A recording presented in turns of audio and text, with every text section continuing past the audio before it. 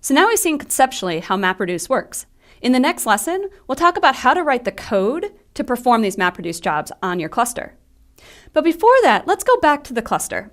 Just as we saw with HDFS, there are a set of daemons, which is just a piece of code running all the time, running on each of these machines.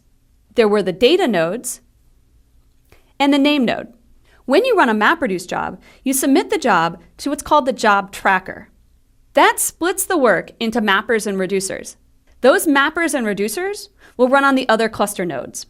Running the actual map and reduce tasks is handled by a daemon called the task tracker.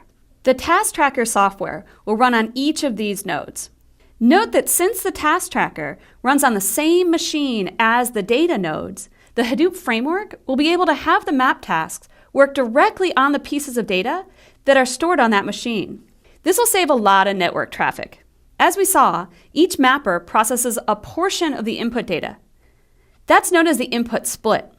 And by default, Hadoop will use an HDFS block as the input split for each mapper. It will try to make sure that a mapper works on data on the same machine. If this green block, for example, needs processing, then the task tracker on this machine will likely be the one chosen to process that block.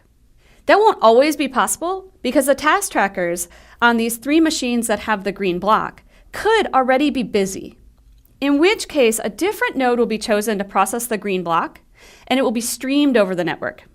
This actually happens rather rarely.